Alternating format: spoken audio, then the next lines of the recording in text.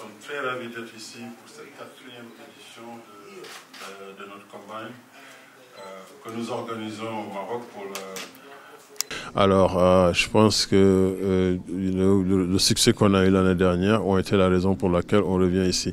Et en plus, nous avons toujours cru au potentiel qui existe ici au Maroc par rapport au basket. Il y a eu toujours un engouement pour le basket. Il y a eu une ligue où moi je suis du Sénégal, j'ai connu beaucoup de joueurs qui sont venus jouer pour différents clubs ici au Maroc.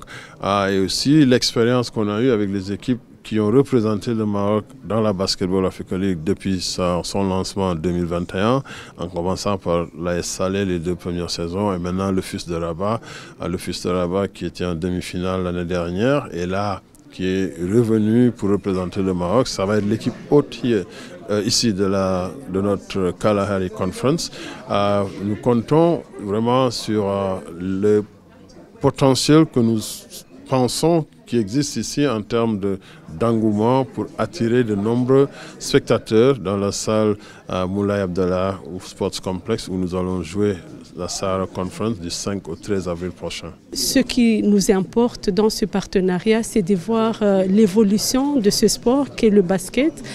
Mais au-delà de ça, c'est l'opportunité de pouvoir détecter des talents sur notre continent, de nourrir ces talents sur le continent et d'en faire plus que de entertainment, mais vraiment du business comme je le disais.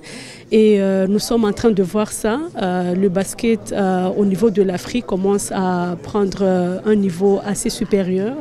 Et en tant que pays, nous voulons continuer dans ce sens. Nous voulons continuer à renforcer ce partenariat. Nous sommes très ravis de voir qu'il y a de plus en plus de pays, notamment le Maroc, qui se joignent dans cette aventure de pouvoir développer le basket sur notre continent.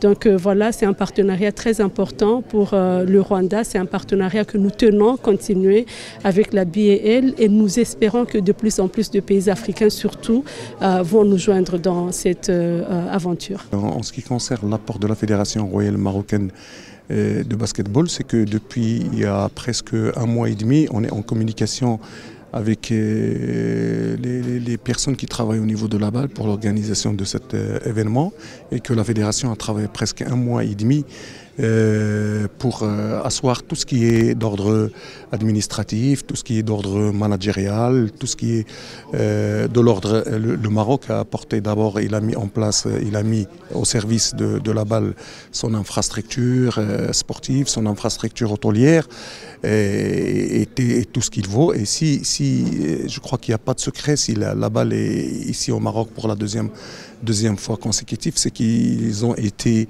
satisfaits de tout ce qu'a apporté la Fédération royale marocaine de basketball à tous les niveaux. Dans ce cadre, nous constatons une affluence de touristes qui viennent du Rwanda. Le développement de Kigali Sport City, un projet visionnaire visant dans la promotion de la cohésion et de la fierté nationale.